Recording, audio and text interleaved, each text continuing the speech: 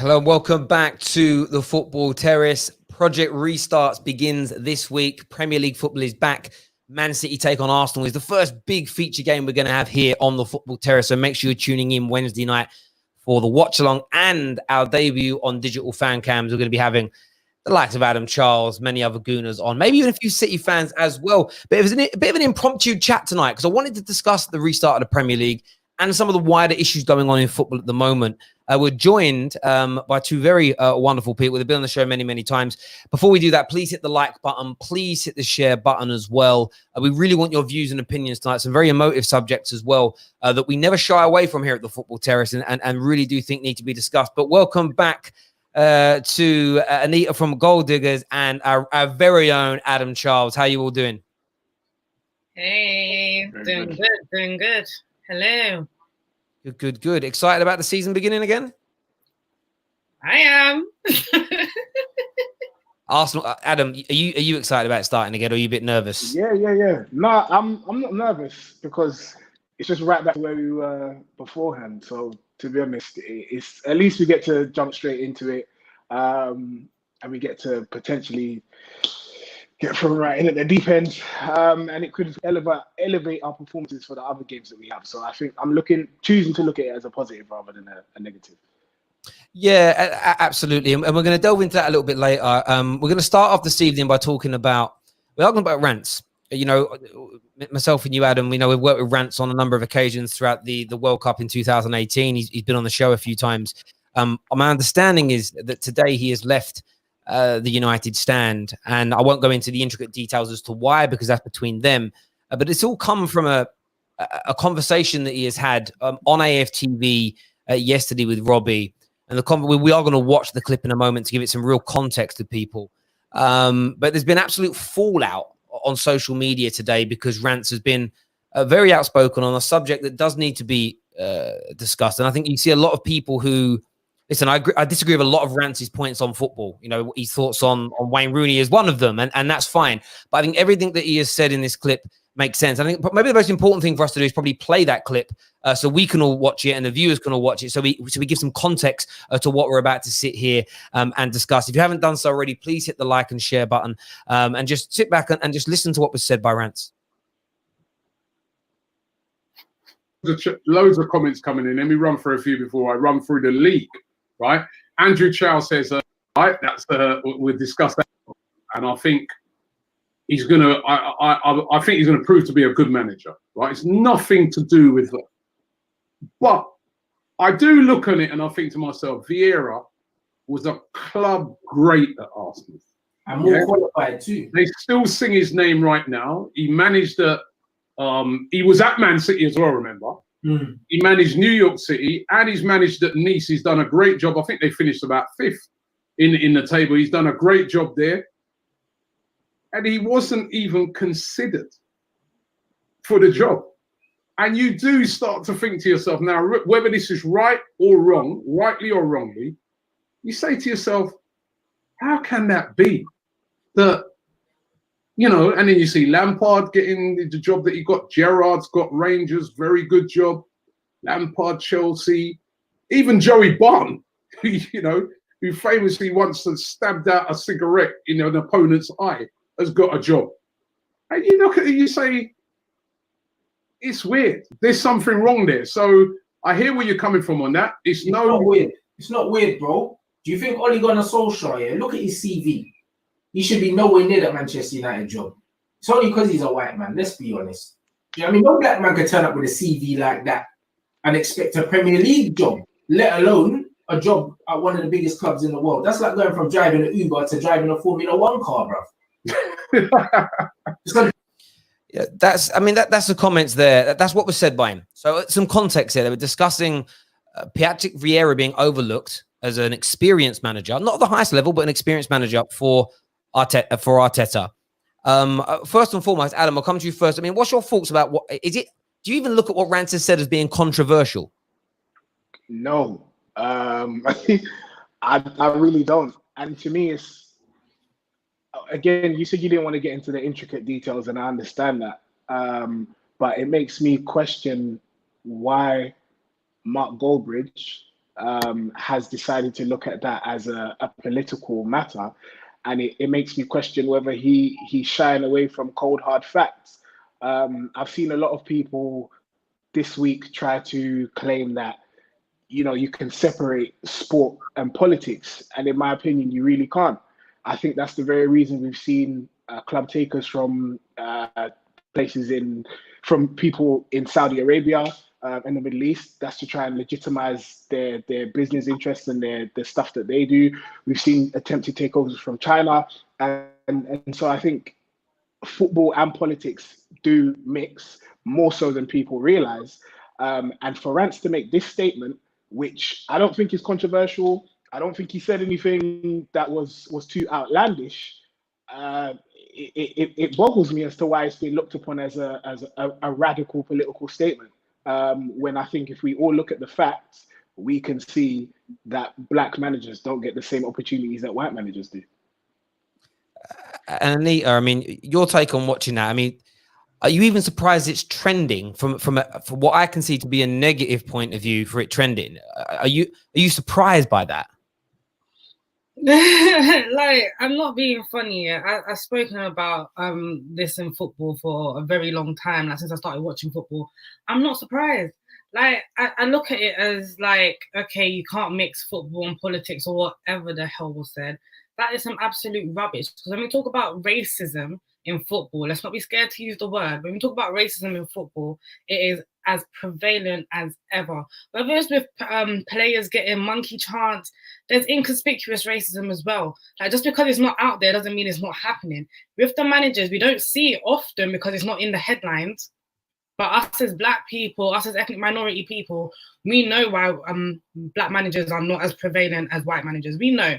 So for Rants to come out and say it on a platform and to be condemned for saying it's just a bit crazy, in my opinion. Like, especially with the climate that's going on right now. Like, I understand you don't want to be involved with the politics going on right now, but it's a situation that we're all facing.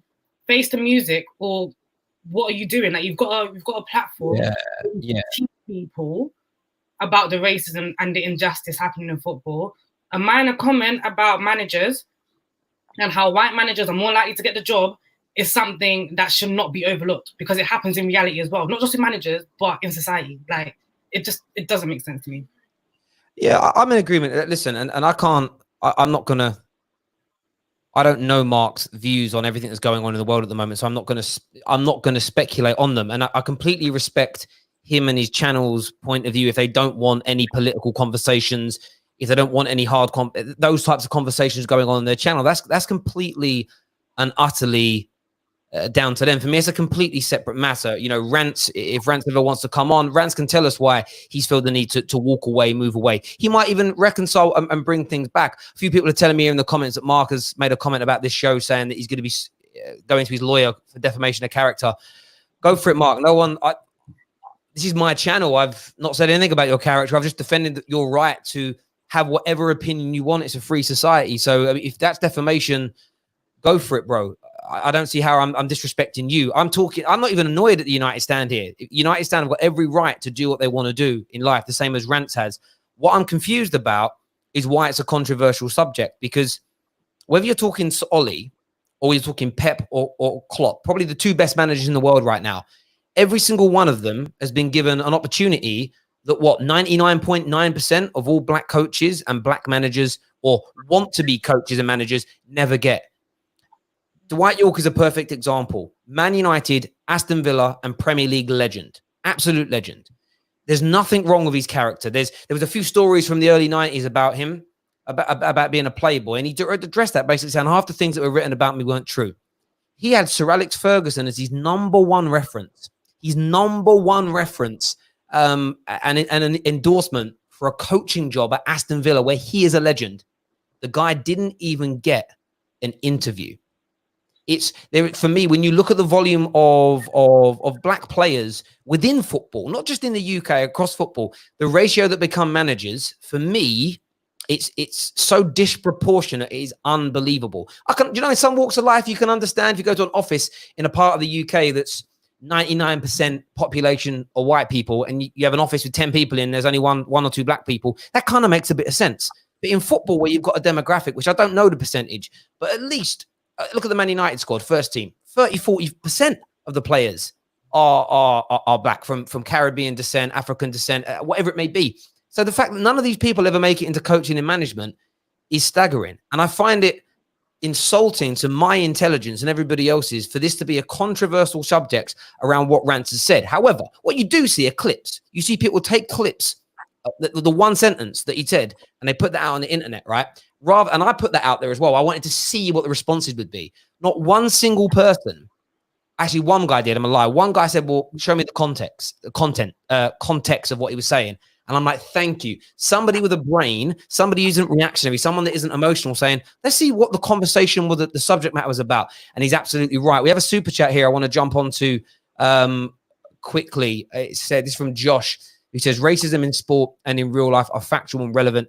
NBA players do not want to play because of the issue. How many players have political statements on their undershirts whenever they score? Is it on political statements, Josh? I wear a poppy. And that is that is in itself is a political statement. You know, it is. And most things we do are political to try. I think we're gone from this world now where we can separate sport and politics. It's all part of society. I mean, what do you make there of Josh's super chat? I think I'll take it away. Oh, you want me to take it? All right. Yeah. I think big up you, Josh, because you're making proper sense right there. Like bare players, right? You see bare players. You even see Jadon Sancho coming out with Black Lives Matter. Like, come on, like you cannot not be political in football at the moment. Like, you just can't. In my opinion, I don't want to be sued for defamation of character. I'm just starting out in this thing. You feel me? But I'm gonna let you know straight away, like. Racism in football is something that we cannot hide from, and it's not a topic that we can't, deviate from. Like, if what's happening in the world wasn't happening right now, and Rants had come out and said that on whatever platform he was on, would it be as big of a problem? I don't think so. It probably wouldn't have been. So there seems to be there's a lot of. I spoke to my dad last night, and my dad almost moved me to tears with a conversation. My dad looks like a gammon, and I will say that he's 6'3", white, fat, full head. He does. He looks like that stereotypical. No tattoos though, right? But I listened to my dad speak, 64 years of age, and I was talking to him, and I said, "Oh, what have you made? What's going on?" And he feels sympathy for every area. And I was talking about like the protests that have become violent, the looting and everything else. And he said, "Look, of course I feel for the business owners and people that have been attacked that are innocent in this." He said, "But son, let me just tell you something." He went, and I'm so lucky to have a dad like this. So lucky, right? For all the things you can get in the world, to have a dad like this is amazing, especially being white, I feel. He said, in the early 80s, or I think it was the early 80s, he went when the poll tax was brought into the UK. And I don't even know what poll tax is. I'm not old enough. He said the country was in uproar. He said there was marches and there was campaigns and petitions and speakers. Nothing changed until the country turned violent. He says nothing changed until rioting started. And no one wants to see riots. I don't want to see anybody's business get burnt down. I don't want to see any innocent person attacked in the street. But when you poke people for decades, actually, let me scrap that. When you poke people for centuries, mm-hmm. You are going to get a reaction. You are going to get people that kick back and say enough is enough. And look at Rashford today. Marcus Rashford today writes to the MP. I love Marcus Rashford. Sir Marcus Rashford. Fed millions of children, raised over £20 million. He writes an articulate, beautiful letter to the MP saying, please feed these vulnerable children. By the way, to anyone out there that doesn't like what he's doing, vulnerable children from multicultural backgrounds, multi-religious backgrounds, says, can we please keep feeding them during the summer holidays? We need to keep these children with food in their bellies. He is basically being told no by the government. Let that sink in to how we're treated as people across the board, right? And then when you've had 400, 500 years of that same level of oppression and you're told that's okay now because nobody owns you, I'm sorry, and I don't want to speak out of turn. It's BS to ignore these situations. And if you're ignoring it, you are part of that problem. People keep saying you've got to be anti-racist. God damn it, I've been anti-racist my whole life. I remember getting beaten up in Essex because I had a go at these two guys in a pub for cheering for Sol Campbell when he scored a goal for England, but they've been calling him racist names the whole time. I've been doing it since before social media, before it was popular to do. But for me, it grates on me now that people are so offended by people bringing this issue to light. Jin here says we haven't seen a black manager since Paul Ince at Rovers back in 2018. Shocking.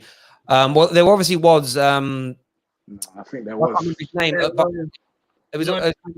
We've had Chris Hughton. Yes. Yeah, that's him. But it's few and far between. Yeah, Do you know what I mean? Yeah, definitely. Yeah. Definitely. Yeah, there's a comment here I want to read actually because I'm interested in what it's going to say. It says, racism is not something that will go away overnight. So in reality, a black manager is not going to happen. And even if it did, the manager wouldn't last for a month. Okay.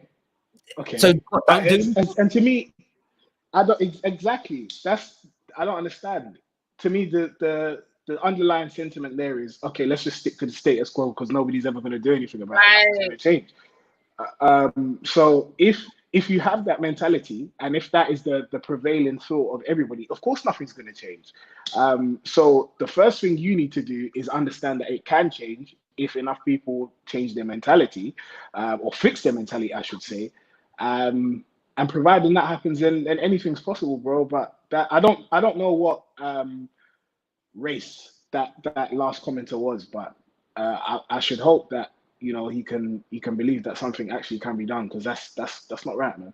That's some ignorance on another level, man. Like, give a black manager a chance about he's not gonna last a month. Get the hell out of here. What even is that? Like, don't make an assumption because of the race, baby. You don't do that.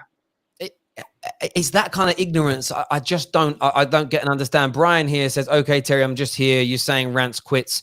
What's that about?" Look, I'm not going to go into Rants's. I've had a conversation with Rants off air. I'm not going to go into Rants's reasons for doing what he did. That's for him to say. That is for him to come out and say and express himself. Whether you want to say he leaves or he quit or a mutual consent, he's removed that from his profile, and he can explain that to people, and he'll do that in good time. It isn't for me to come out and say. I'm more interested in the fact that this is all stemmed from his comment about trying to create equality, and this is the point here. Like, I haven't chatted to anyone, whether they've been a mate, someone online. Nobody wants this world where it's like, right, what we want for like 20, 30, 50, 100 years is for you now to be oppressed and for us to be in charge of you, control you and take stuff. Terry, you're going to lose half your garden's got to go to somebody else. We're going to take whatever money you've got is going to be given to. That isn't what anybody's asking for. People are just, as far as I can see, just give me an opportunity at a job interview. Just give me a chance to prove myself and I'll make it work. The same thing goes down to charity and stuff. Like, you look at all the charities that we raise money for, say across the continent, and by the way, it is a continent of Africa. People don't want charity. They just want to be given the opportunity to build something in their own communities, if that makes sense. So there is an element of charity that's needed, but then it's let people run and thrive. And I can't understand the denseness of people to not see and understand that. Another super chat here says Darren Moore almost kept West Brom up a few years ago, and then the following season got them into the playoffs and was still sacked. Bro, he got sacked. Yo, where's he gone? Adam's internet is janky. It is janky. It really is. It might come back in a second. Maybe. Was it this season? I think it was this season. He got sacked with West Brom either 4th or 5th in the Champions. Hello. Yes, go on, mate. Start that again. You froze up the whole time. You froze the whole time. Sorry, yeah, I was going to say, I think Darren Moore, he got sacked this season, and West Brom were like 4th or 5th in the Championship, and they were doing really, really well, and he got sacked. So it's not even, it's even more recent than that, even though he kept them up. I don't know what's going on, man, honestly. And do you know the thing with it is, right? He might have done something that behind the scenes that warrants getting the sack, same as Chris Hughton. The problem is when there is a clear lack of representation at the highest levels of the game, when there is a lack of diversity, when there's a lack of equality, you're always going to get outrage around these things, because it's like, well, it's happened again, and people don't want to listen to the rationale sometimes, because for me it just feels like, yeah, but it's like you've given the guy, it's like a token. Does that make sense? That's how I feel. It's like, we'll give him a job as a token gesture. We'll keep him on for a bit. Has he been here long enough? Yeah. All right, let's move him on then. That's how it feels. That's how it feels to me from the outside looking in. And it's an interesting one. And we had a comment earlier from Devil in the Details, Danny, that comes on the show. And he was saying here about how people have an issue with BLM. And it's like, well, people are just looking for equity. And Adam will tell you, and I'm not going to go into our arrangements, but when I get anyone involved in this channel on a permanent basis, I don't speak about payment. I speak about equity.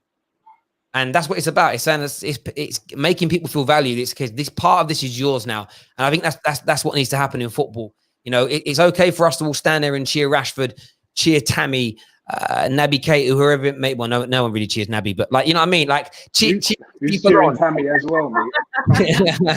but give these people equity in the game at the highest levels. Give them representation. I don't understand why do you think people are so against it? Who, me? What I think people are so against what? Black Lives Matter. Yeah, and just like giving equality to people. What's people's issue with it? Why are they so fragile? You see, Terry, if I start talking about this, I'm gonna be here for days. Like, I personally, I don't get it. But the things I want to say, I cannot say on this platform. I promise you that. Because if I start talking, a lot of you are going to hate me.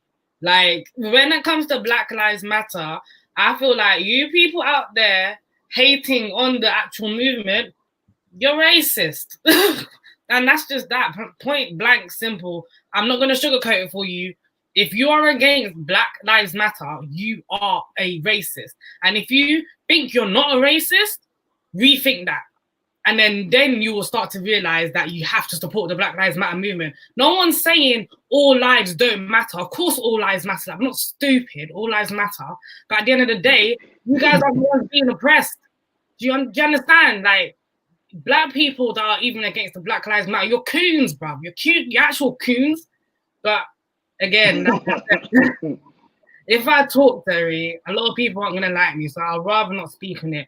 But again, if you think you're not racist and you don't support the Black Lives Matter because all lives matter, whatever other reason you have, rethink your stance on being racist, because I promise to God, you are racist. Told. You can't be against it. You can't be against the equality of people, you know, and not be. And do you know what? It's the all lives matter thing makes me laugh, really, because it's like, of course they matter, but if there's one group, there are, by the way, there are more than one group of people in this world that are being oppressed in different ways, but this is the focus on this particular one, and that's what I hate sometimes as well. I remember once I tweeted something because I gave some money to a dog charity, and somebody tweeted me saying, "Oh, what about the cats?" And I'm like, oh, I've helped the dogs. Like, I'm happy. Why would you bring that up? Do you get where I'm coming from? I've seen people say things like, well, why aren't we protesting this and this and this? One step at a time. This is this moment now. They stay within it. But of course, all lives matter. But all lives can't matter until Black Lives Matter. It doesn't make any sense. All lives matter. I know. That's why we're trying to get everybody on an even keel. Like, honestly, yeah, it doesn't make sense. Yeah. And the thing is, yeah, if you want to keep it strictly football, you look at footballers that get racially abused, even in this country, online. You lot are disgusting. And you want to tell me all lives matter? Because you guys might be saying the same thing that you're saying to Black players, to white players. You would not be saying that. You would not be saying it. Calling someone a monkey online. Look at what they were talking. Look at what that guy DM'd Ian Wright. You DM'd him straight up to be racist. Are you? And you're telling me all lives matter. Black lives matter. Whether it's just in football, whether it's around the world, Black lives matter. And this is the reason why we are still getting racially attacked just for being Black. Ian Wright is one of the best footballers to come to England. He played for England, but he's still being racially attacked. Does it make sense? Make it make sense. If you want to tell me all lives matter, make it make sense. Oh, it really, sorry. I think, we've got to say sorry. What, even what Terry said, we spoke recently about the Ian Wright thing, and you've rightly pointed out that even after this guy made that racist comment towards Ian Wright, he then got more followers. So I know we discussed about saying, maybe people are just interested in what he had to say. But for me, you have to ask, why is he not cancelled immediately from that point? Why are you then more interested in what the guy who has been racist towards one of the best football players to play for Arsenal, one of the biggest clubs in England, why would you want to care about what he has to say? And I think what makes it worse is, I guess, pundits, if you can call them that. There's a certain player who used to play for Liverpool, and honestly, I don't know how he sleeps at night. Genuinely, I do not know how he can look at himself in the mirror and say, yes, I am a Black man, because he Cool. I think he just does damage every time he speaks. He opens his mouth or uses his fingers. He makes everything so much worse. So much worse. I hear what both of you are saying. There's another super chat here from Pav who says, Terry, why didn't nobody mention the fact Ollie got the job because he was white when he was appointed 18 months ago? I think people are just angry with what's happening in the world. They're not thinking properly. First off, 18 months ago, I said the exact same thing. So relax there, baby, relax. Because Ole getting a job didn't make any chronological sense. Like, come on, man. If it was a black person in the exact same position as Ole, would the black person get chosen? No, they would not. Like, allow it. You know what, Pav? Yeah, I think.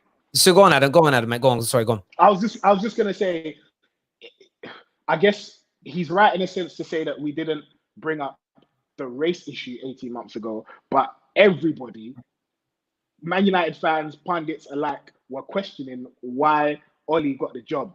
Rants himself questioned why he got the job. I don't understand. Like I'm sure I've heard Rants say that he's not fit for it. Even back then, a lot of people talking about Ollie at the wheel, but everyone was laughing at that because he came from a club called Mildew in Norway, bro. It didn't make sense. It didn't make sense. So yeah, I'm sorry. I don't agree, Pav. Do you know what I would say with to Pav's point? Nobody in the masses weren't bringing it up, but this isn't where people have misunderstood Rants. Rants has given a specific example, but he's talking about a broader issue, and people are being very narrow-minded in this, and I don't even mean it in a horrible way. What he's saying is Patrick Vieira, this was the premise of the conversation, has managed football teams, has a better pedigree and a better CV than Mikel Arteta, and wasn't even considered for the job. Dwight York has all of his coaching badges, was recommended by Sir Alex Ferguson, and didn't even get a job interview at a club that that Dwight York is considered a legend at. But yes, Ollie had a good run, but he was given the interim role and he was given an opportunity. The point being that white managers, Joey Barton they mentioned, a criminal. And by the way, you can be a criminal, go to prison and turn your life around. Not got an issue with that. But the guy's been to prison multiple times. You know, he had arrested last year as a manager, but yet still given an opportunity. You know, Lampard given opportunities, Gerrard given opportunities with no CV. That's the point Rants is making. Where are we seeing? And even if we went by the percentage of the population of, I don't know, 15, 16%, whatever it may be, where are we seeing 1 in every 10 manager jobs given to inexperienced black coaches and inexperienced black managers? It's not happening.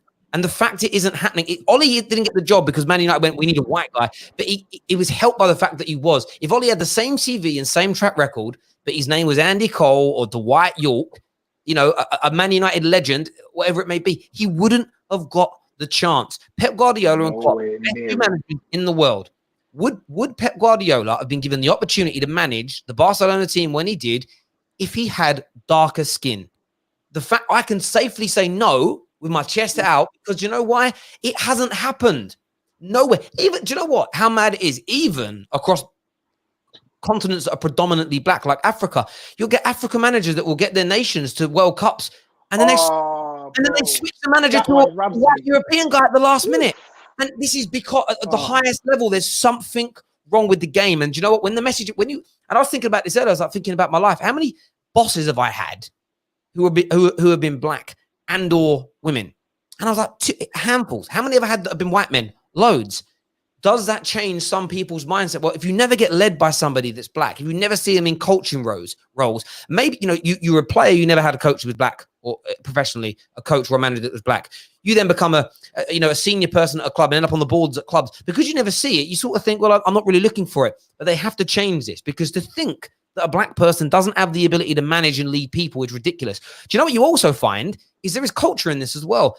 People go about things the way German people behave in certain elements of society will be different from a southerner from London. The way a Scouse person acts will be different sometimes from somebody from Glasgow, because culture plays a part in that. We could be missing out on so many brilliant elements that could make our game better by using people as managers and as coaches and as senior influencers and decision makers who come from a more diverse background and culture. We are literally holding ourselves back by not being more inclusive. It troubles me. Now, Pav, listen, I'm not having a go at you because that may not be saying, but I'm just explaining it to you. That's why it didn't come up, because it wasn't that Ollie isn't being attacked here.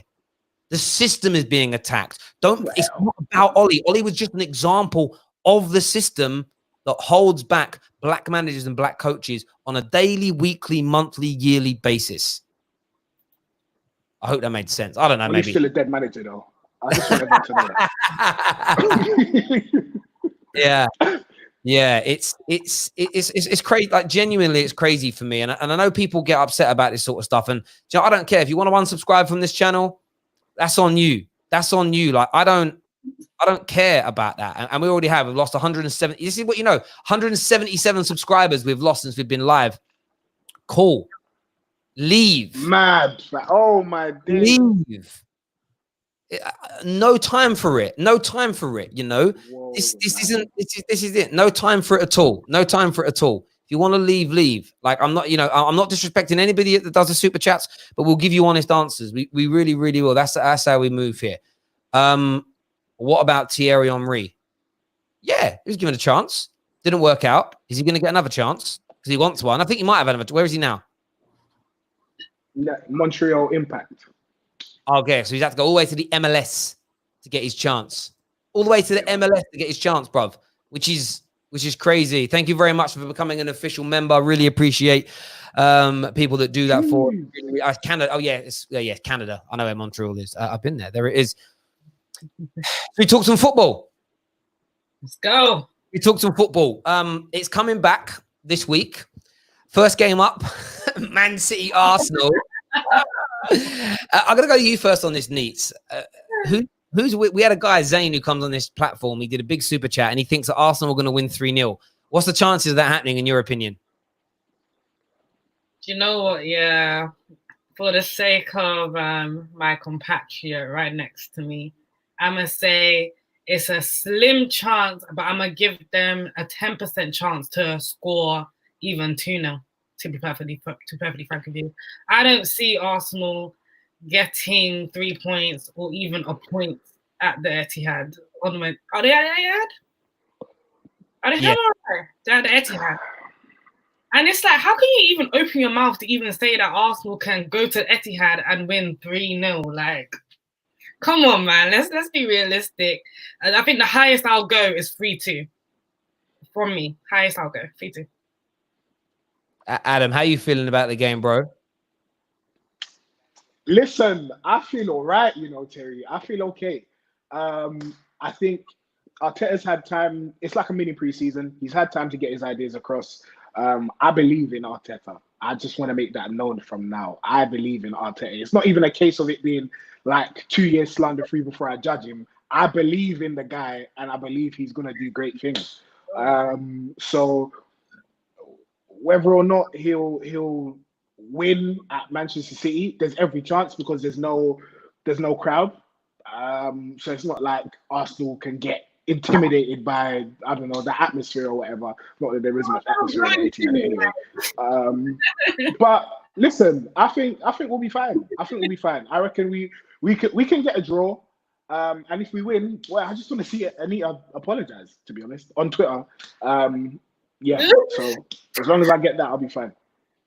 What if you get a draw? You said we're not even going to score 2 goals. If we get the win, I want to see you apologize. If you get a win, what's going to happen if you don't get a win? But then I take my L in peace. What do you mean? I don't understand. Whatever. You're looking a bit funny on the light now, huh? Yeah, do you know what? I think my man's. I think it might be a good time to play City though, because they're not playing for anything in the Premier League. Like, it's dead for them now, right? If I was City, I would be using all these Premier League games to get my team super fit for when the Champions League returns. Yeah. I'd be looking at these games as pre-season games. Get your players fit, keep everybody fresh, rotate a little bit.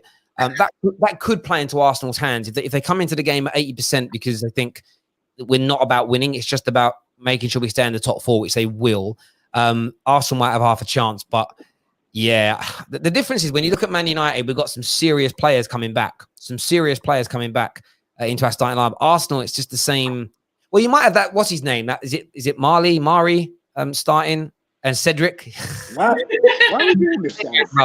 Why are we doing this? Okay, yeah, they've got Leroy Sané coming back, but guys, listen, let's not forget Arteta used to be in there. He knows the tricks that Pep has up his sleeve. What's Pep going to do? Pull a tactical surprise that Arteta doesn't know about? No.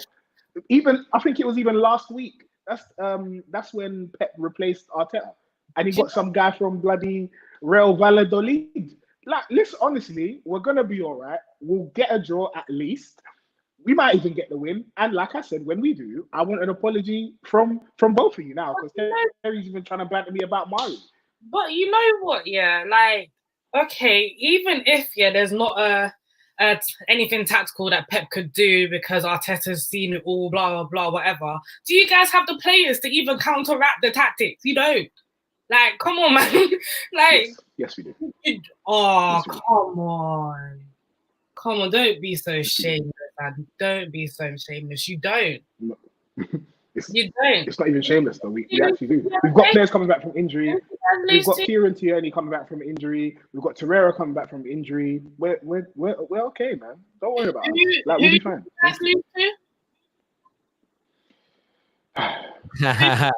Who was that? With Arteta's master plan here? Right. There we go. Neat. Who's Chelsea's first game back? Aston Villa. How are you feeling about that? Because there's a lot of two reasons. One, there's a lot of feel-good factor around Chelsea at the minute because Kai Havertz looks like he's coming. It looks like you're getting Timo Werner. Do you reckon? Is there any possibility though that you might take your sort of eye off the ball for the season returning, thinking too much about next year? Hey, no, because really and truly, Werner has not come yet. Okay.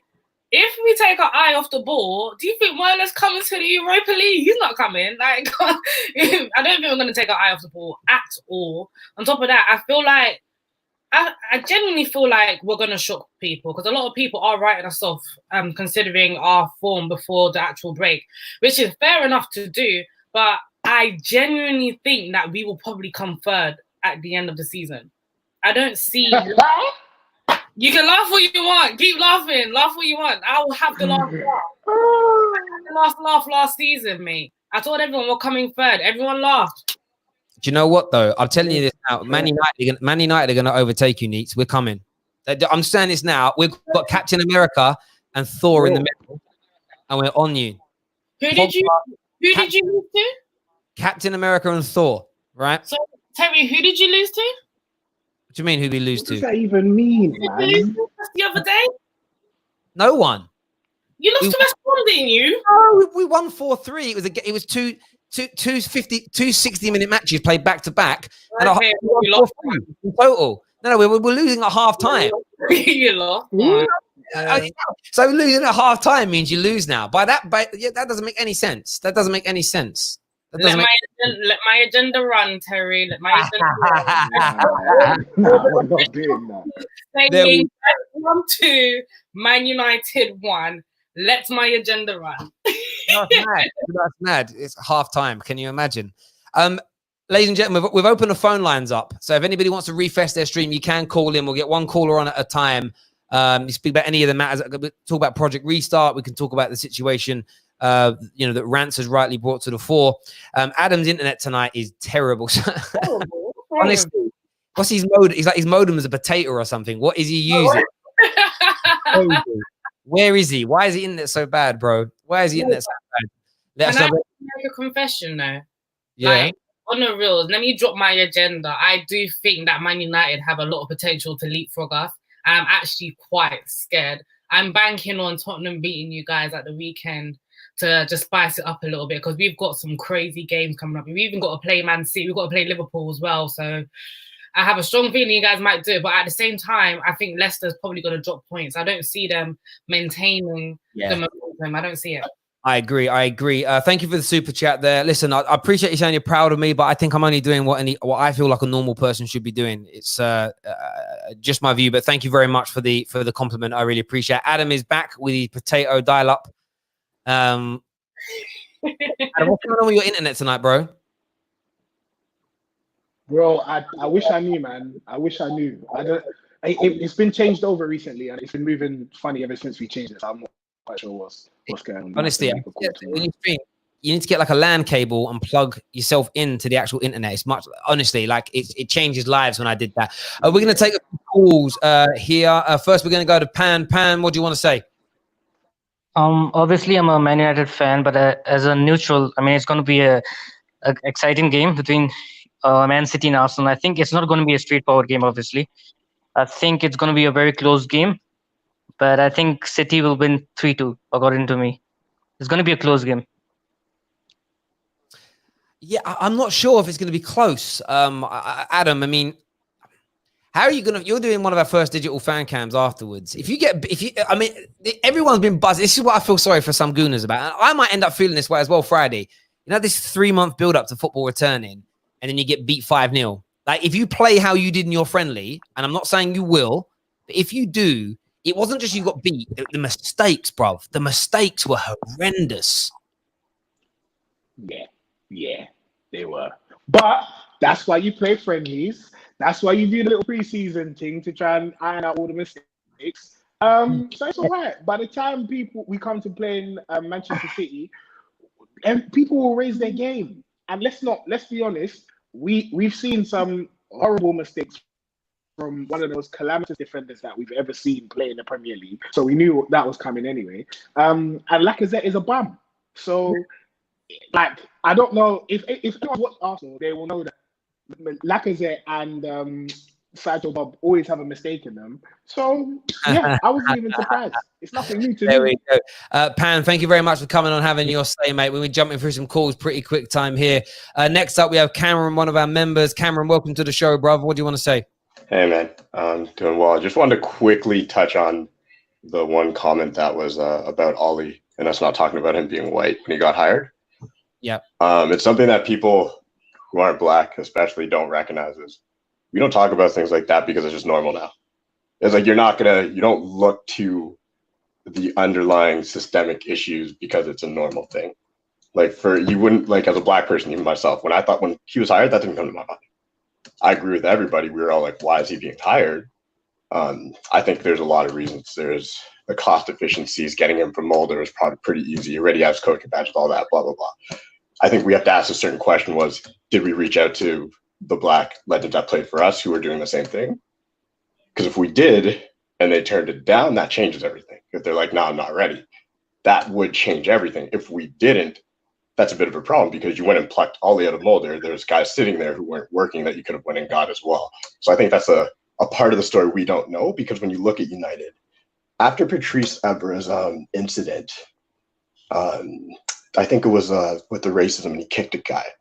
I'm pretty sure shortly after that, he was sat in the box right beside Ed Woodward at United. It seems like we do, at very least, protect some of our black players. And somebody like Rio Ferdinand's name was put out there for director of football. What club out there has put forward a name of a player, even a white player, like a player like Rio Ferdinand, as somebody who was going to be a leader, like the director? People were laughing at us when that was suggested. People were laughing. They were going, "Oh, Rio, what's he know about?"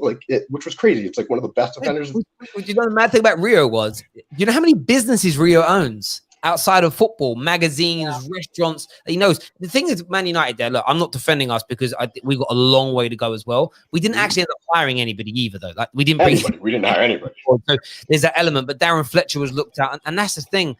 It's just about, I don't know, and I'm sitting here speaking to three black people, but I don't think any of you want to be given a job because of the color of your skin. You just want the opportunity to show what you are and be able to prove. I just want the interview.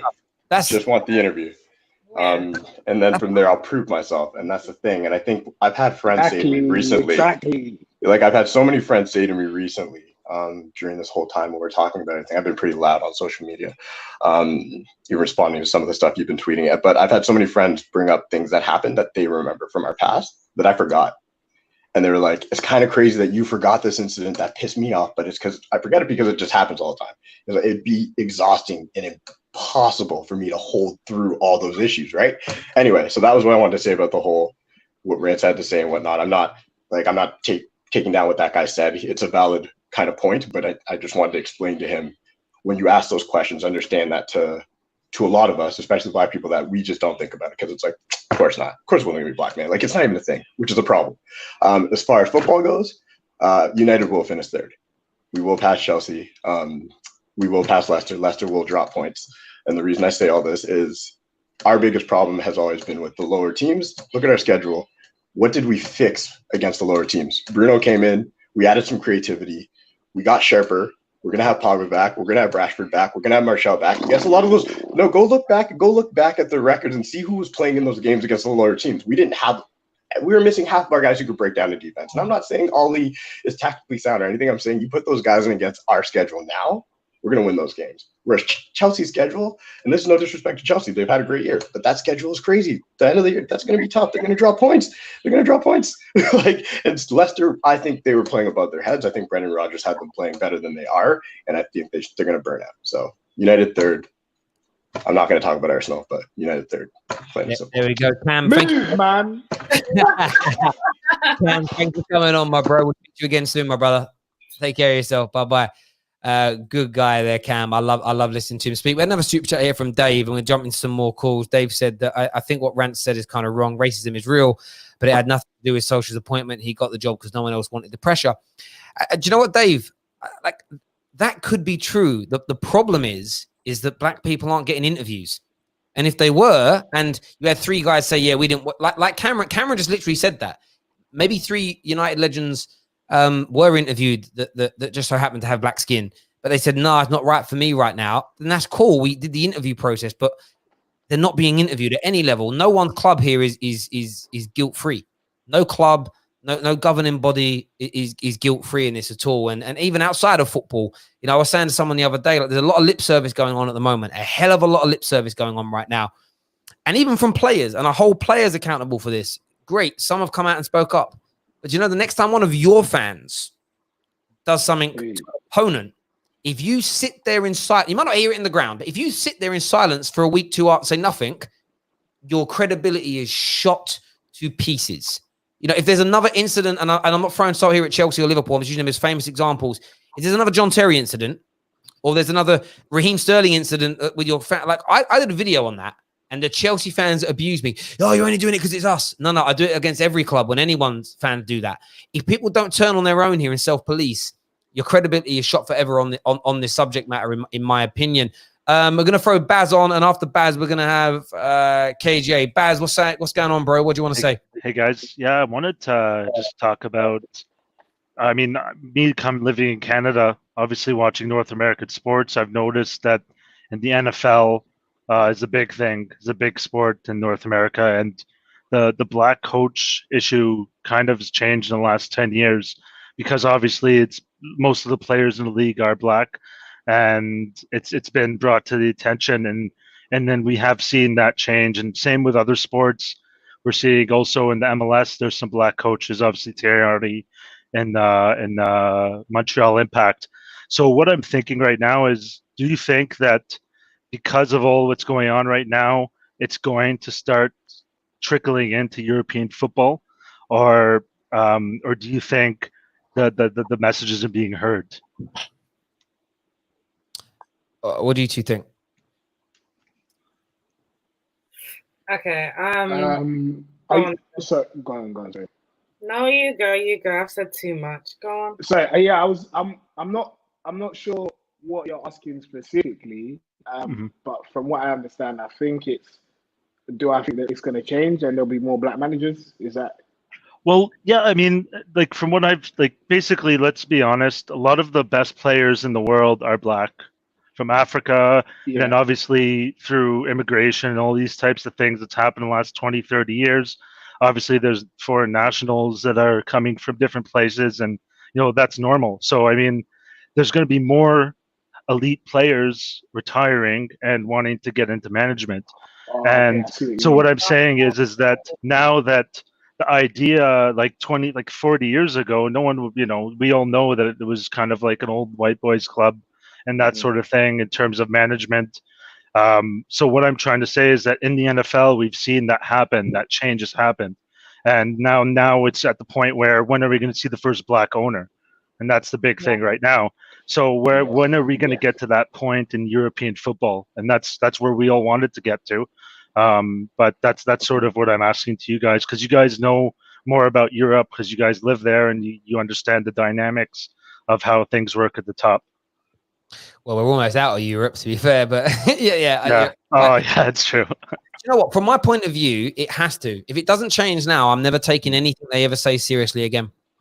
So they have, and this is the thing with the lip service. You know, it's all well and good saying we support the movement, we support. And by the way, there's the movement, and then there's look, any political movement. If you were to go for every element of their belief system and their manifesto, there's going to be elements you may disagree with, but on the whole, it's about creating equality and giving people opportunities. And if football clubs don't start doing it, if governing bodies don't start doing it, if corporate companies don't start doing it, everybody knows they're chatting nonsense. And then the best way to deal with it is the boycott. Spend your money elsewhere. But do people have the balls to boycott? Sorry, Anik, go on. Can I just say, like, it's not just like an issue on the pitch, like having more managers, having more club owners that are black as well. Like, shocking facts came out about the FA, about how they don't even have a single black person on their board. You know, it goes beyond that. Yep. You know, like, are we going to see changes there? Once we start seeing changes there, then we can, you know, want to see more of a change within like the managers and the players and all of that. But for me personally, it's like I look at it from the commercial side of things and how you're running the whole Black Lives Matter, saying that you support us, but you don't have us on your board, you know? Like, for me, it's just bigger than coaches, it's bigger than football owners. Like, it's the main thing is getting people on the board or people who run football. That's 100%. Baz, mate, thank you very much for coming on, and thank you for being a member and everything else, mate. Appreciate that, my friend. Thank you. Take care. Next on here, we've got Elite KJ. Welcome back, bro. How you doing, mate? I'm good, thanks. How are you guys? good. Yeah, what do you want to say, bro? Yeah, I want to just talk about what we mean by when we say give black managers the opportunity, or give black players, or give black people the opportunity. I think many people think it's, oh, so what, we expect them to get the Barcelona job straight away just because they're black, or get the Arsenal job straight away just because we're black. We're not saying that. What we're saying is give us a fair chance to get opportunity to get those jobs, to get other jobs, like what we're saying about what Rants was saying about Patrice Vieira and him and Robbie is correct. He had a better CV and more experience than Arteta. Why was he not considered? And I'm not saying he should have got the job just for that, but what I'm saying is, like, he wasn't even considered. And what we're asking for is not a dominance thing. It's not to take over all the jobs. It's giving everyone a fair shot at everything that we can do. So instead of it being a 70-30 chance that a black player can get a job as a manager, it should be a 50-50 chance, because the person next to them also has the ability as the same as them, and it's just about being the right one. So it's not about trying to take over. It's not about trying to give handouts, because we don't want handouts. We just want the playing field to be fair and level, so that if we go for a job, it's not, oh, they're not going to pick me because I'm black. It's, they're not going to pick me because they prefer the other person. That's all we want. Yeah, absolutely. And on the Arteta, Arteta's way of wanting to make them play might have fitted what Arsenal wanted, and that's fine. And there'd be, as you say, there'd be less controversy if there was just a fair process. And that's what it comes down to. We're going to keep you on, KJ. We're going to add a Talk MU to this. Talk MU, welcome to the show, mate. You there, mate? Hello? Nope, he's gone. We'll jump onto the next. I don't know whether to. We'll go to him after this guy. How you doing, buddy? Welcome to the show, mate. He's a little bit shocked. Yeah, you've been waiting a while. How you doing, my friend? How you doing? I'm doing good, man. I was playing my Switch. That's when I was listening to you guys, man. Damn, how you guys doing? Good, bro. Good. Well, I wanted to say what Robbie and Brandon was true was because I'm from Bronx, and I saw Patrick Vieira's game in Yankee Stadium playing, and he's amazing. Regardless of a Manchester United fan, I hate Arsenal, but the way he plays, if he would have gotten the job at Arsenal, it would have been even better. And also if we could able to find a rich. I hear that they're saying that this rich African guy wanted to buy Arsenal, right? And he's the only African guy that's black. If we could only find a rich person to buy a football club, that could be part of the club. I think, and you go down the ladder, you could bring in a good football director that's also black, and you could mingle and say, you know what, let me bring somebody that looks like me, step by step, and maybe by then things will change. But if everything else is just a white person or an Asian person, they're gonna be together. They're gonna say, oh, nobody cares. But if you could bring in somebody from a different color to be part of it, it should be a little bit easier for them to say, you know what you're doing is wrong. This is the way I feel, and I understand where this guy is coming from. So if they could find a person of color to be part of the board, to be a rich owner, to be able to dictate, oh, this is what we need, it will be a little bit better so that they're able to understand what's going on. Because a white person can just come and tell me, oh, you don't know about racism, I don't feel your pain, or whatever the case is. Because you don't know what a black person have been through. Even though you see it on TV, but you will never feel that pain, you will never understand what's going on. You get what I'm saying? So if a black person could just come and say, you know what, we need to change the rules of what Premier League is going on, that could be able to help, because we don't have a person of color at all. Even in the NFL, they don't have black rich owners. 95% of the Premier of the NFL is black, and there's no rich person of color that is at the top seat. You get what I'm saying? So it's like it's going to be difficult, but I believe things will change. But it's going to take another like 2 generations or 3 generations to become better. Because now, if you look at the protests, everybody is white. There's Asians, there's Chinese, there's Native Americans marching, showing Black Lives Matter, and all of that. So things will change, but it will be slowly changed. Put people of color in power, let them see themselves in other players. Usually, when a black person, how can I say, when black people start to complain about something, white people say, "Oh no, we don't hear it. It's no part of it. No, we don't understand." Bro, totally get what you're saying there, mate. Listen, great points made, well articulated. Thank you very much for coming on this show and articulating yourself very, very well, mate. Thank you. Yeah, we're getting a lot of trolls in the comment section here. We've got Justine who's coming on next. Hello, welcome to the show. Hello. That's the maddest call I've ever seen in my life. Hello, you two. What's going on? No, we're just trying to chime in.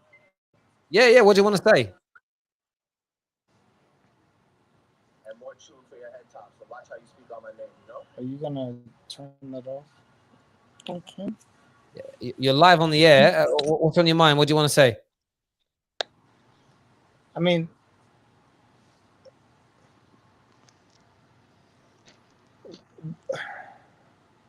I'm very confused. Cheers, all. Take care. Bye-bye.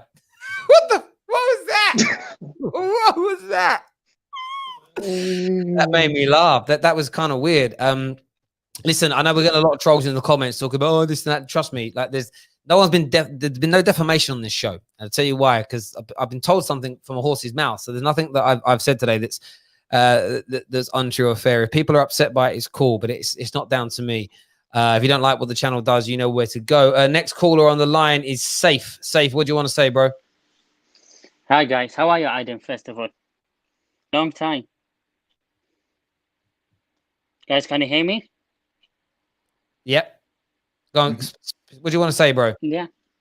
Well, first of all, I understand where Rants is coming from. I've been in that position many times in my work time history.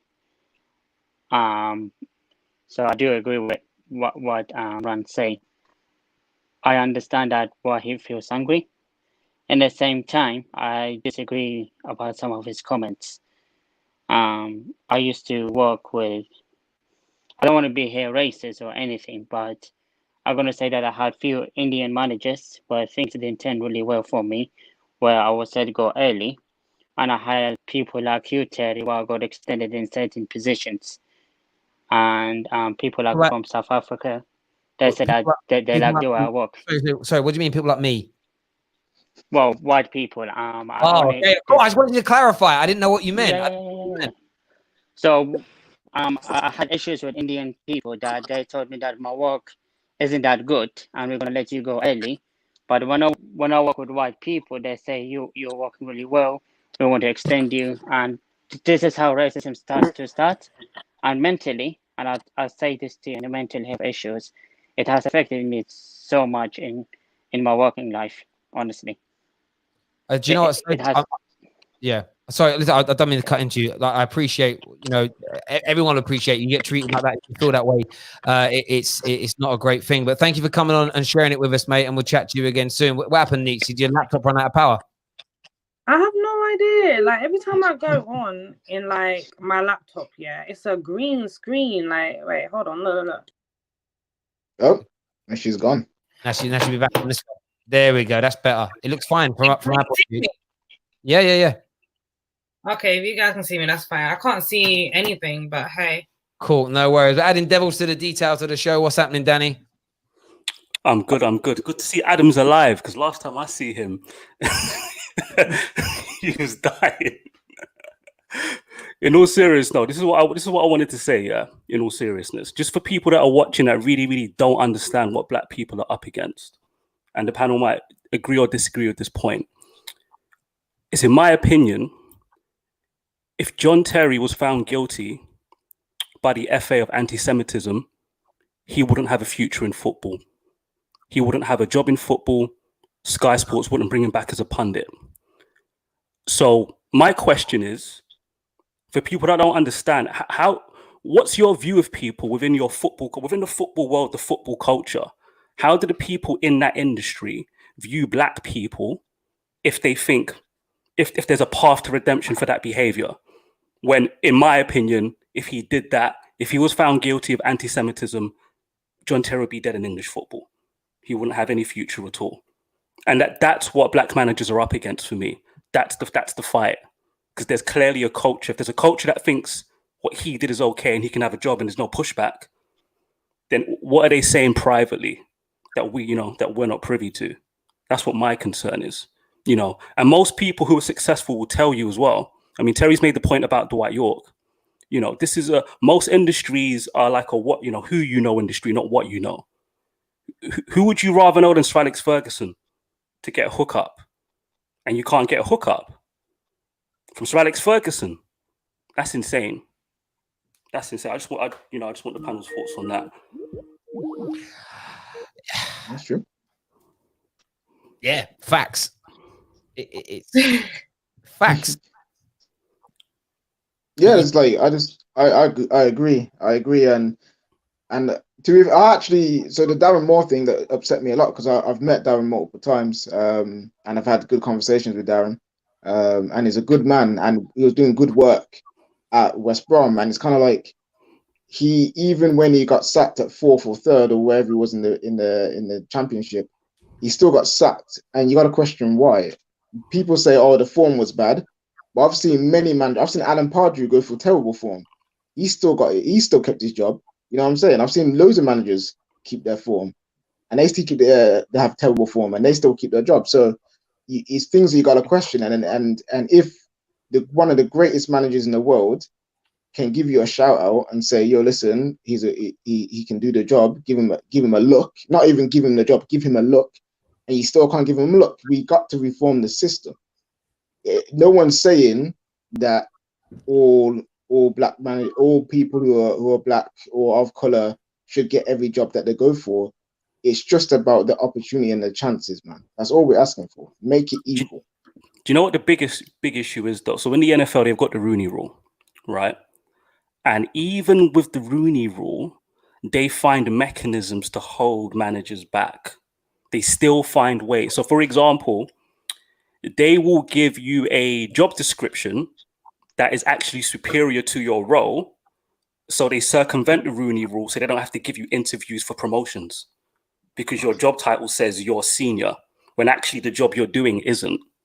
So, you know, I mention this because Martin Samuel, who's obviously a prominent journalist, he's been bringing up the Rooney rule a lot. But I think, you know, even if we try to implement something like that, before it's even implemented, we need to see the traps before it's implemented. Like, hold on a second, okay? Because there's going to be some type of tokenism. Something's going to happen, but we can't just accept it. We need to look through that with a fine tooth comb and be like, okay, this is a nice gesture. You want to make some change? Okay, let's see. Let me see the fine print here. You know, I don't know if you know what happened with Colin Kaepernick. For those who aren't NFL fans who don't know, this is a man who was blackballed from a job because he took a knee, right? A good, I think, a year or even longer passes, and he just wants to try. He said, let me try out for a team. Let me try out for a team. So they said, okay, we'll invite 52, however many teams, however many it is, not 52, but come and do this tryout. But here's the thing. We're going to put a clause in here that we never ever put in about anti-lawsuits when you come and do the tryout.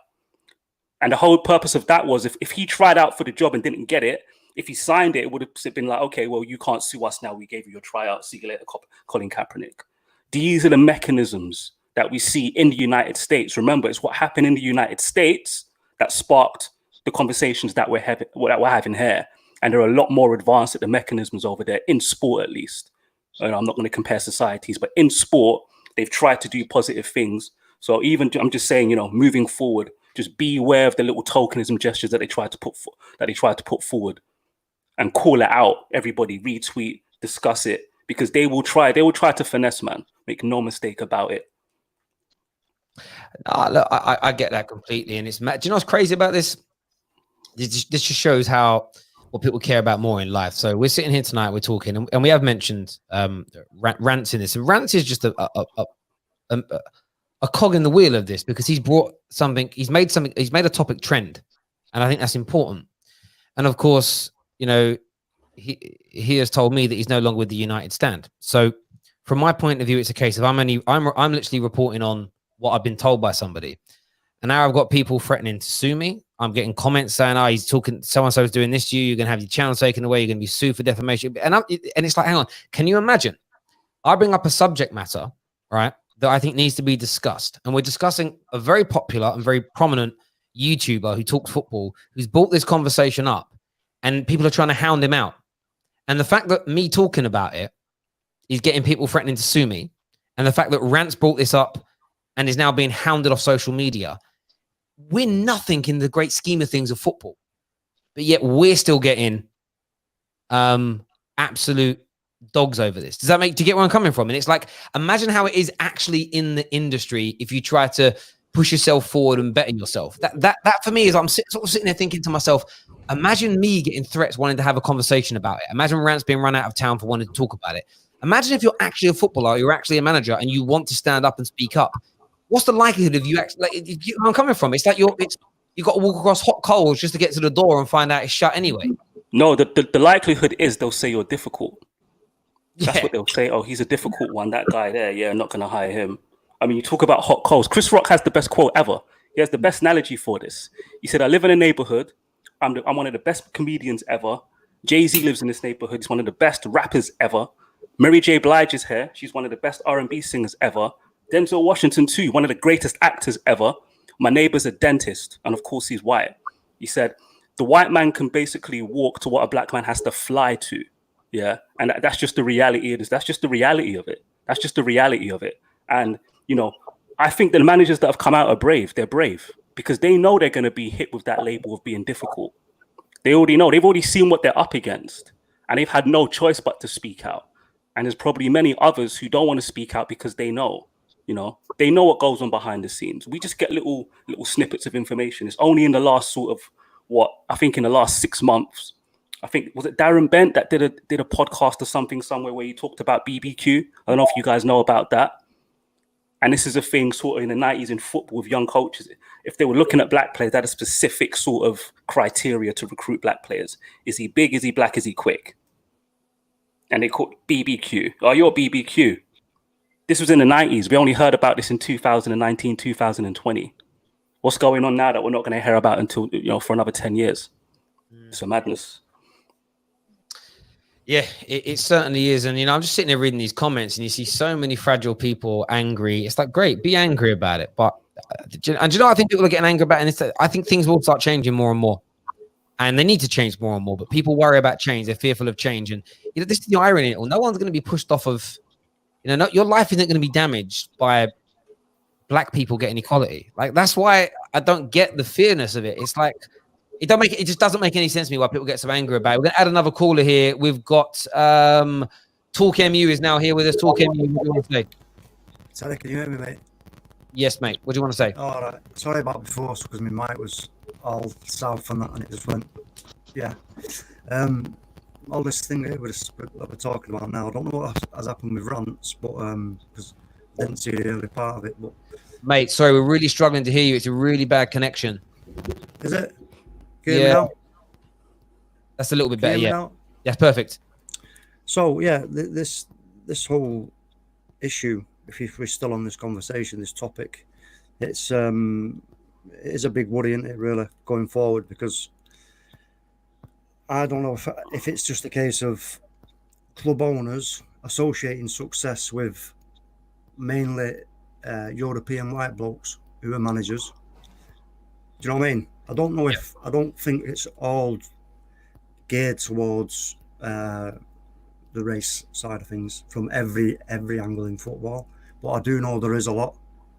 And I agree with what you said before earlier on about it being called out. And I had this conversation with my missus the other day, and I said, if we're going to stop this absolute scourge on our society, because that's what it is, we have to. It has to be called out every single. If I go to a football match and anybody starts giving it any kind of racial slur or whatever, I want to know that I'm going to get backed up if I start pointing fingers and shouting and saying to the stewards, "Get this wanker, out, get him out, call him out, name him, shame him, and fuck him off out of the club." Especially at my club, Man United. Sorry for swearing. I was just getting passionate about it, but it has to be. There has to be some kind of, you know what, we've got social media for Facebook, Twitter, all the rest of it. That needs to be used before games and say, right, if you're going to join this group of our fans and you want to be a proper fan of this club, you join into this group with having zero tolerance of abuse in racial terms, end of, and you have to be part of it and kick it out. That's what it's all started from. When they started the kick it out campaign, they never pushed it. It was like an afterthought, wasn't it? They never pushed it. It was like, kick what out? It's like by the time you'd said it, most people forgot all about it, and you're like, wait, what was all that about? If you're gonna do it properly and push it. You have to push this thing, don't you? It has to be pushed because the George Floyd thing in America. I mean, God, talk about shocking. I mean, it's hard for my brain to compute that whole scene. I can't even watch it, to be honest with you. But to try and make any sense of that, how that can happen, especially the worst thing is, I don't want to just draw it onto that, but the worst thing is that there was more than one officer there. It was like, if it was just that one officer, but there was all four are there with him, and they're not doing anything when he was obviously quite clearly dying. Do you know what I mean? Yeah, no, mate, totally get everything. Everything that you're saying there, and I think your point on it needing to be called out is absolutely right. Thank you for coming on the show, mate, and we'll chat to you again soon. Take care, big man. Thank you. He's right there. That's the thing as well. It's got to be called out. It's got to be called out every single step of the way, rather than just, I'm not going to get, I'm not going to get myself involved in this. We've got L3. How you doing, mate? Oh, we've got a bit of playback. Yeah, but we're getting major playback on that. Try and put some earphones in for us, mate, and we'll try and get you on again. We've got Gaming Engine. How you doing, mate? Hello. What do you want to say, bro? Can you hear me? Yes. What do you want to say? Yeah, I just want to tell that only racism is not the problem in the world. There's also one more called nepotism. Right. Nepotism. Nepotism. Yes. Yeah. Indian celebrity named Sushant Singh Rajput. He's a Bollywood actor, very famous one. He just committed suicide yesterday, maybe. Yep. Because of nepotism. No, listen, do you know, I agree with you. Nepotism is a big problem as well. You know, people getting opportunities because of who mummy is, who daddy is, who their best friends are, and people get cast aside. I used to have chats with some real senior people in some big organizations, and you'd be like, how did you get started in this industry? Oh yeah, my dad played golf with the managing director of this bank, and I got this president level role. It was my first job at 21 after I left uni. And you're like, your man walked into a £250,000 a year job with no experience, and he wouldn't have got that if it wasn't for mummy and daddy. So you do have that to contend with as well. You absolutely do. Gaming Engine, thank you very much for coming on and having your say, mate. Next, we have Bush League. What's going on, bro? I'm doing good, man. How you doing? I'm okay, mate.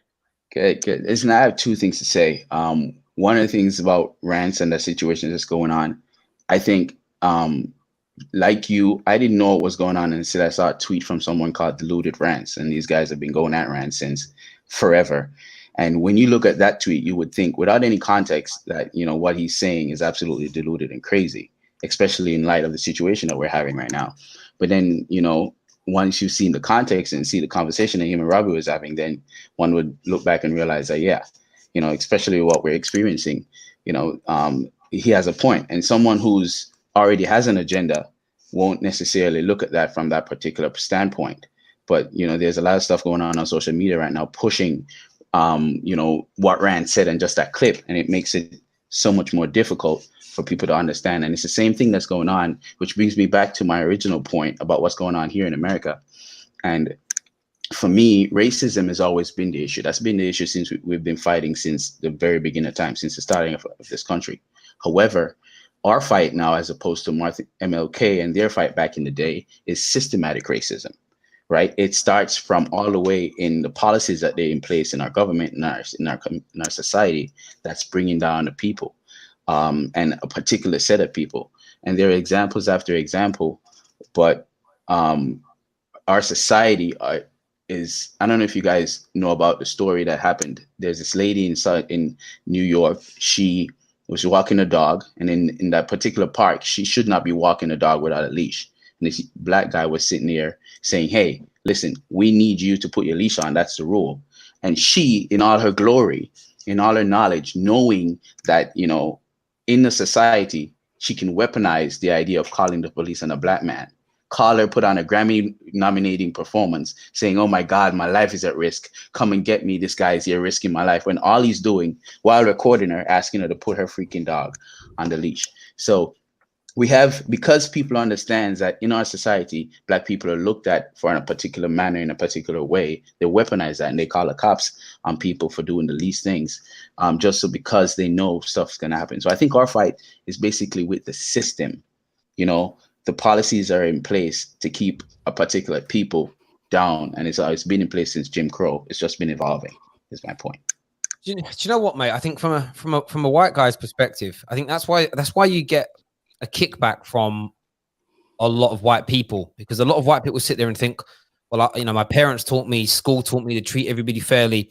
And I've seen a lot of people recently say like, oh, I don't see color. And there's like, oh, I was taught not to see color. And it's about explaining to people. It's not about like not seeing it. Yes, great. You don't treat someone differently because of the color of their skin, but you have to see that other people go through struggles to get to where they are. You got to try twice as hard to get half as much, as an example. And I think that's the thing with the systematic side of things. It's covert by people in power. So you could grow up your whole life in a multicultural society and think, and I did this for a long time, everything's fine because I treat people that way. All the other white dudes I was at school with and girls treated the black kids, the Indian kids, we had a family in my old school, Filipino children. Like it was, everyone got treated fairly. So it's like, well, there ain't a problem anymore. Well, there is once you leave school or even in school, but you leave and then people struggle to get jobs and then you don't see it because it isn't you. And I think that's where these conversations need to happen. And that's why it's an uncomfortable truth, because I think people think, oh, it ain't my fault. Well, no, it isn't, because you didn't create the system. But if you're going to sit back and just ignore it and you're just going to accept it, you're playing into the hands of people that create it. And you have to stand. And I'm saying this to everybody out there who's not of color, if that's the right expression for it.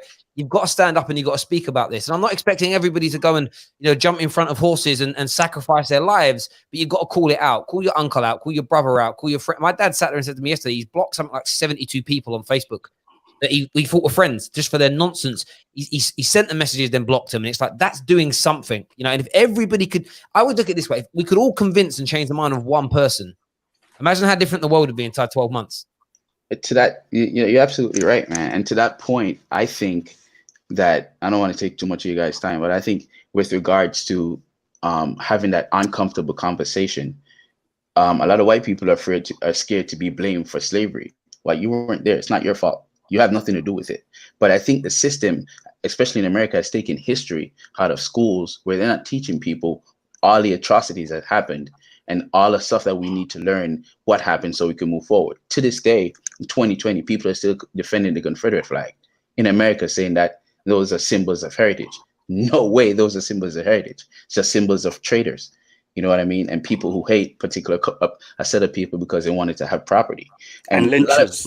And lynchers, exactly. A lot of people don't know their history. And as such, they grew up hearing their mom and pop talking about certain things. And that's what they used to feed and have their own, values and beliefs. So we need to get to a point where us as a society are able to have this conversation, a comfortable conversation, a white guy sitting in front of you, and you're telling him, listen, because you're not in my shoe doesn't mean it's not happening. When you see George Floyd under the knee of that police officer, that could have easily been me. But because it doesn't look like you, your silencing is compliance. Is all I'm saying. We need you to help us push it forward. And you're not taking up any of our time. It's great to hear from you, especially from somebody from an American angle, where I do think it's different to here in the UK. It's deeper in many multiple levels. But a comment I saw here that was saying like people are quick. I want to read it. I want to make sure I get this right. Where was the Black Lives Matters movement when black people are dying every day due to sort of their own people? And when I hear this argument, I think to myself, do you know what? Of course, and this is my view.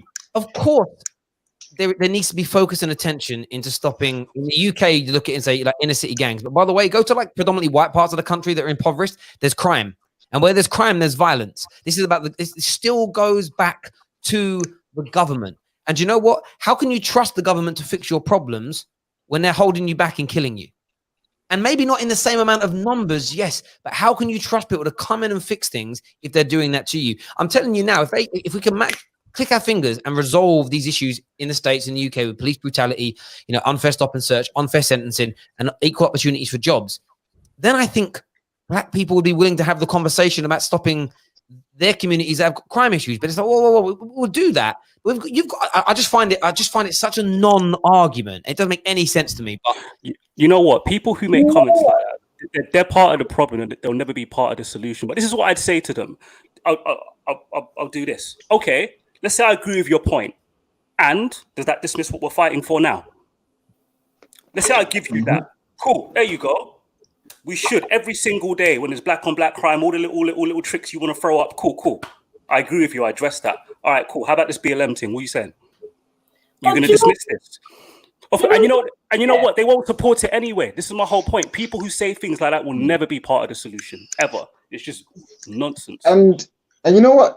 Gets it's just wild as well. It's like people will say use a counter argument of but police kill white people too. And so kind of like protest then. You know what I'm saying? That's also wrong. You know what I'm saying? No one's saying not to protest. No one's saying not to ride out for your people. If you've got an issue with your police killing your people, ride out for them. Who said not to do that? It's you, man, not doing it.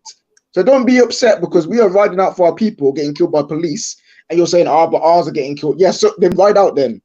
Yeah, do your part then. People are riding out. So the other day, a white man got killed in a hotel, and if you see the way the police officer dealt with this white man, they look like it's.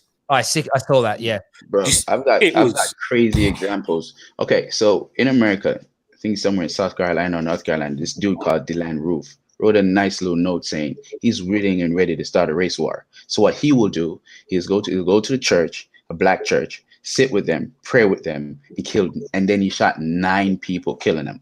9 people, right? And then the police got up to him, put on a vest on him, and took him to Burger King before they took him to Central Booking. Yeah. I've seen that stuff. We see that as well. That's how they treat a certain type of people. In Ohio, there's this kid. His name is Tamir Rice. I'll never forget the story. About 4 or 5 years ago, back when LeBron James was playing for Cleveland. This kid was playing in the park. They called the cops on him. He was playing with a toy gun, right? What he got from Walmart or somewhere. They called the cops on him. The cops pulled up on him and shot him in 2 seconds. less than 2 seconds. They pull up, pull out, shot him in a state that you can open carry a weapon. And it was a drive-by. The police officer did a drive-by on a 12-year-old. And it's not like he did a drive-by from distance. He got to about within 10 feet of the kid. And still drive-by shot him.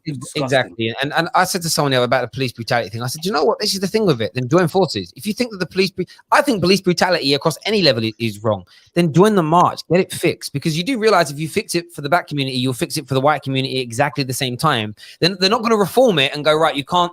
We're going to come down harder on police brutality, but only if it's against black people. It won't work like that. But this is what happens with a lot of our, and I actually blame all politicians for this. I don't care whether you're Nancy Pelosi, AOC, Trump. They are all, for me, as bad as one another, because what they don't do is ever try to find common ground with one another.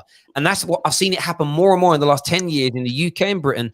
It's I'm on the left, you're on the right, and we will not agree on anything. And most people that I've ever spoken to from the States and the UK, if you actually sat down and spoke to people about their political ideology from top to bottom, you'll find a bit left wing and a bit right wing in everybody. You will. Absolutely. It actually means we're all more centralist than anything else, but it's become like, oh, you're polarized now. If you don't believe all these things, what was it Joe Biden said the other day? If you don't believe in everything I'm telling you, you're not black. It's like, whoa, that's not going to work either, because someone doesn't have to agree with you 110%. Surely there isn't a person in America who's worth voting for, who doesn't believe in ending police brutality across the board, and who doesn't. And if they do, you shouldn't be. It's crazy. I just look at it and think the politicians and the media play such a role in this. It is unbelievable. And I'll give you an example on this, right? So in the UK, right, we've had this lockdown thing. I know you've got it in the States as well. I follow quite a few people that are left-leaning and quite a few people that I know are right-leaning, and I follow them on purpose to check my little hypocrisy meter. And whenever it's a group of ethnic minority people breaking lockdown, certain group tweeting, sharing, talking about it every day. And whether it be the protest right down to some kids meeting on the street.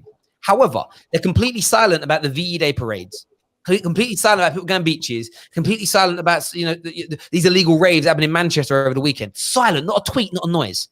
And then the other side of the argument, whenever it's a beach or a VE Day thing, or predominantly white people doing it, they're on it. Look, bad people. But when it's someone from an ethnic minority, they're silent. And I look at them both and go, you two groups of people are creating an even bigger problem. You are polarizing the nation. And for me, it's the most sickening thing that's taken over both of our countries is that polarization. Because if you sit down and have a conversation with someone, you realize, you know what, we actually agree on about 30-40% of things, right? So let's start from that base and work ourselves out. And we completely disagree on this point. Can we find common ground? Can we find a way? And I look at Boris Johnson right now, and I don't know what Trump's doing, but Boris, the man could win the next 5 elections if he does something really clever now. Sit down with BLM, sit down with these leaders and say, what can we do to make things better, and start creating policy? I know he won't do it, but if he did, his opponents can't challenge him. What are they going to do? Say it's a bad idea after they've been backing it? Do you get where I'm coming from? Like Trump's in the election year. If Trump that's all that's needed. That's all that's needed. But there's too much pride. Yeah. Everyone's got so much pride and so much what's the word now for it? Ego. Not egotism. Yeah, ego and just selfishness. Narcissism. There's so much of that around that no one can ever be like, yo, fam, I am wrong in this area. I need your help to correct it. If everyone just had that approach in their daily lives of saying, realizing where they go wrong and just being okay with admitting they're wrong, because it's fine, we're human, then we will get more solutions done because everyone's helping each other. But instead, everyone's got to look right. Everyone's got to look perfect. I can't be wrong. Dirty. And it's just like, yo, people, man, this is the reason why the world is in a pot state right now. It's because no one can admit they're wrong and be like, yo, let me change that. And other people aren't allowing people to change too. It's just a madness. No, I agree. There's a comment here that says, you see the video from Culture Cams after what happened on Saturday with some of the English football fans being involved and saying black players should boycott. I mean, what's your views on that, like panelists? Do you think, I mean, I don't see it happening, and I also don't think that people should be forced into boycotting, but do you think that there'll be enough, I get the point. You had a lot of those thugs that took over London with their nonsense, like they claim to be English football fans. Do you think that black players in the England team should boycott until those kind of fans are removed from the game, or do you think that's too drastic or just impossible to manage? I personally, go on. For me, I've written about this too. Personally, for me, I don't think English players should boycott necessarily. However, the second it's heard in the stadium, I want to see my English players walk off.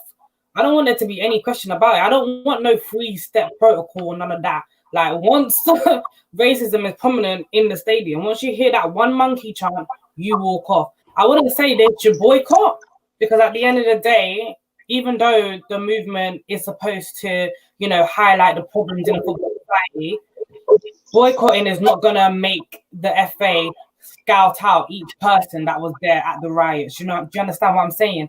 The problem is within the game. So once the game does restart and fans are allowed in the stadium, once we hear any form of racism, our players should boycott. What happened against Bulgaria? Do you think I'm happy about that? A 3-step protocol. I don't give a toss about a 3-step protocol. You're telling me I should hear racism 3 times before walking off. Allow it. Like, if I hear racism once at my job, I'm gone. I'm out. No. You see the point she just made, yeah? That's what I was talking about before with tokenism. So they've done something to address racism, allegedly, but then they introduced this protocol because that protocol gives their bottom line an opportunity to still happen, which is the football games happening. That's why they give the free opportunities. And in reality, all that needs to happen is for it to be very, very intense the first time and to be just minimal the third time for them to let the game carry on. That's why it's a load of nonsense. What I would say on the boycott is this. If the players if they really want to organize, forget the boycott during matches, they just want to say, I'm not coming back to the Premier League restart or whatever it is, or for next season or whatever it is. Like, there's discussions in the NBA about that right now saying they don't want to go back. It has to be everybody. It has to be unanimous. It can't be 60%, 70%. It has to be, in fact, it has to be the most prominent player. Even, you know what? If I said it has to be 100% of the most prominent players, and then at least 50% of the rest, if it's not 100%. Yeah, and any type of boycott to work for me. And I think if it's just the black players who boycott, it kind of lets them win in terms of the fact that they don't want to see black players on the pitch. No, it don't, because if not being funny, and sorry to anyone who gets offended, you remove black players from the game, your game's boring as hell. It's boring, bro. Here's what I would say to that. Here's what I would say. We in order for us to completely start making strides in eradicating this thing overall, everyone has to be on board. So if there's a racist chant in the stadium and one black player walks off, the entire team needs to walk off because they're not supporting that. We need to see all 11, the coach and everyone moves back to the dressing room. And then when it comes to the FA, how many times have we seen clubs being charged or being, charged for racism, and they're being charged, a couple of thousand dollars, and then players who say something bad on social media getting banned. We're not seeing any bans from the FA. We're not seeing any them being stripped from making any transfers at all. We need to start seeing serious sanctions for serious offenses. And I'm saying blackout. Like, when I say blackout, in terms of like, if your club is found of racist abuse, you lock off the stadium for how many games, no fans, no media coverage at all allowed either. Absolutely. So these fans can all suffer. And then when people realize that these actions will make my football go away, they'll stop doing it, fam. They'll stop doing it.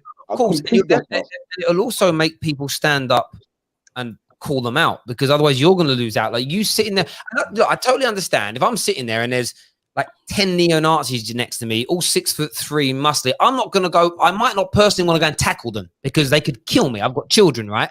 But I can still leave my seat. I can tell the authorities and I can do something about it. And that's the big, and having said that, I was at Old Trafford once where someone did shout something racist. And I tell you what, I was, the way this guy got handled was unbelievable. I would say unbelievable. It was just like, oh, wow, that was great. Which they frog marched him out. Didn't even need stewards. They made the geezer leave as an example. So you need that. Fans would do that if they knew they were going to lose their game. I think on players boycotting England, it's such a tough one. By the way, thank you, Lucy Galbraith, for becoming an official member of the Football Terrace. It means a lot. Thank you. Boycotting is a difficult one because I understand why you would do it. I suppose from an England fan point of view, and I've seen Marcus Rashford sharing so many of these tweets over the course, the amount of young English fans, from multiple cultures that support England, that support Rashford, that wear his shirt, there'll be an element of him that might think, I don't want to let them down, as an example. But I think it's the team collectively making an effort to say, we're not going to do this. And by the way, I look at it this way. I want Harry Kane to step up here as captain, as an example. Gareth Southgate to step up here and say, do you know what? If the FA, I look at it this way, if the FA don't start to make serious movements, and as you said, Dan, read the small print. If you don't start making serious movements, none of us are going to play for England until you change. That's what I want to see, because you know what will happen if it's just the black players that walk away? It will be turned into a they don't really care about their country type nonsense. It needs to be all for one movement and say, do you know what? We don't expect suddenly half the board members of the FA to suddenly be from different cultural backgrounds inside a year. It's going to take time. But you want to see the actions. You want to see that you're doing it properly. But if you don't start doing it, we're not going to play for you. You know, we're not going to come and play for that's not representative in that way. And I think these people have major, major influence. And they don't even have to do this publicly to start with. They can have this conversation behind closed doors and say, make these changes and see what they do. But we've seen today, Rashford sending a letter off to feed starving, hungry kids. And the government said no. I mean, can you? No. When they've got the money, if you've got the money to bomb a country for nearly 2 decades for almost no gain, you've got the money to feed some children. Without a doubt. And I think I think going back to a little bit to what you said earlier, someone mentioned Kaepernick earlier, and if we don't learn from our history, right, we're doomed to repeat it again. And going back to this boycott, the reason why I won't support a complete boycott is because Kaepernick took a knee for this exact reason while we're protesting right now. Kaepernick took a knee saying people are being killed disproportionately by police and they're not being accountable for it. That's why I'm taking a knee. And 2 days later, the entire American society had no reason. They didn't have no idea why Kaepernick was protesting.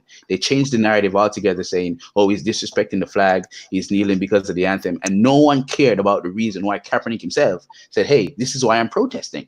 Right. And now people are out there. People are out there getting upset. They're destroying.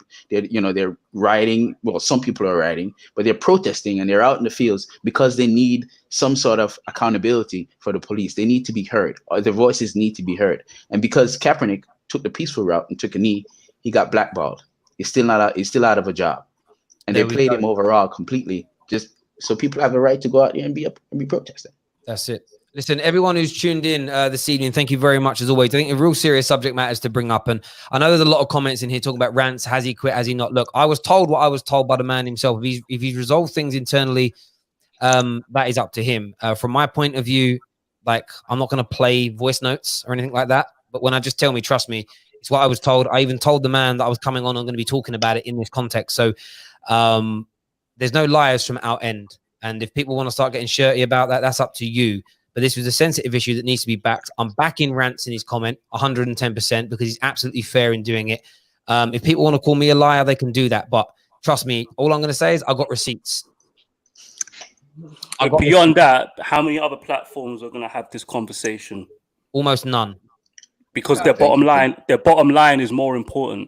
Well, we've lost. Thank you for giving us a voice, man. We've lost 297 subscribers during this stream. That tells you all you need to know. We love that. Love that. Wow. 100%. So if you want to do that, if you then want to come from another channel and attack us, that's on you. But that tells me more about your character and more about your morality and integrity as a human being than anything else. We were told something. We run with the story. And by the way, go back to the beginning. Didn't slag that platform off. Simply said they've got absolutely every right to not support people's political views. They've got absolutely every right to not want political views aired on their channel, because the one thing we're talking about here is we live in a free society. And that free society enables you to dictate what you want to do and what you don't. The same as I don't necessarily believe in forcing everybody to have the same political views or do the same thing. It's a free country. But at the same time, there's not been a lie told by anybody on here tonight. It's been opinions and some facts. And I'm going to have Rants' back on, not on every subject matter. By the way, Rants says a lot of things about Man United players that I completely disagree with. And me and him can have that out on air. We speak a lot on WhatsApp. It's cool. But on this subject tonight, I haven't told you the intricate detail of what he told me because that's private. What I did tell you is that he told me he quit. He told me that. I'm not going to tell you what exactly he said, but it's there. So if anybody wants to come over here from another channel and say you're lying, you're making it up, trust me, I'm not. I would never disrespect Rants' my friendship with Rants and air anything publicly. But I know what I got. So you can take that back to whoever fed you that information. You can twist it sideways and go in a bit of the rock here, and you know where you can stick it. Listen, everybody else, guys, thank you all for coming and having your say tonight. I think it's important to have these conversations because social media is ignoring it. Social media is definitely ignoring it. From having the conversation, tweeting and retweeting and putting a black square on your Instagram isn't enough, in my opinion. Because, and then going back on with your life, closing your IKEA curtains. Do you have IKEA in America? Do you get that reference? Yeah, oh yeah. Dude, I didn't know you had IKEA in America. I don't know. Maybe a bit of ignorant. There's probably everywhere now. I can't believe it. $1.99 for meatballs, and they're nice. It's crazy. The food there, it's mad. Cheap and nice it is. It's true. It's true. Any final words, man? Any final words from anyone at all? Hey, thanks for us having us share on your platform. It's a wonderful thing that you're doing. I'm a big Man United fan. Chelsea is going to finish like 5th or 6th. Let's That's do it. right. You are outnumbered. You are outnumbered here, Anita. There's literally 3 United. She's a Chelsea fan. Yes, she's a Chelsea shit fan. That's the difference. Was she a Chelsea fan before Drogba played for them? That's the question. Probably Yeah, not. I was. Probably not. It's like in 2002. Sure. Where were you 2002? Watching golf, weren't you? Yeah, it was no Chelsea back then, were they? She's frightened like she was born in the 90s. She wasn't born in the 90s. Don't let her fool you.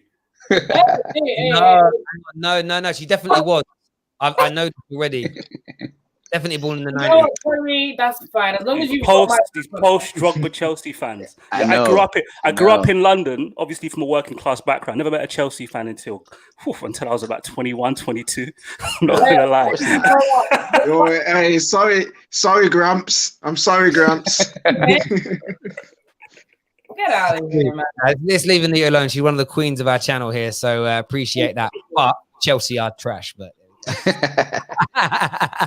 there we go. Listen, everyone who's tuning in, thank you. Please hit that like button. That's really important for us right now. Everyone smash that like button. It's really important way of showing support to the channel. Make sure you go and subscribe to Daniel's channel, which is Devil. Is it Devil in Details?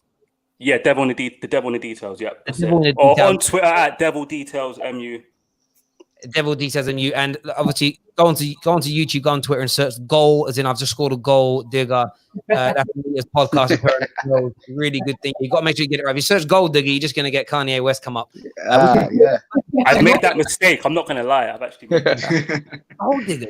I mean, it's a great play on names. I mean, it's great because I want to create on the channel. I want to create an all ladies show on here, which I know we've started talking about, and I've been thinking about names for it. And I won't be the overall name, but I was like, like you got sometimes 8 Mile it, and you got to like recapture something. Like a lot of women on socials get like told to get back in the kitchen or make a sandwich. There's almost an element of I want to make the name of the show something along those lines. But it's almost like, do you get what I mean? It's like the goal. Tongue in cheek, yeah. That's what you're going to say to us. We're just going to own it. If you know what I mean, along those bases there. But listen, hang on, what's Sonny saying here? Okay, cool. We're not going to read that out. Listen, everyone who's tuned in, thank you. Take care of yourselves. God bless. And we'll see you all again very, very soon. Bye-bye.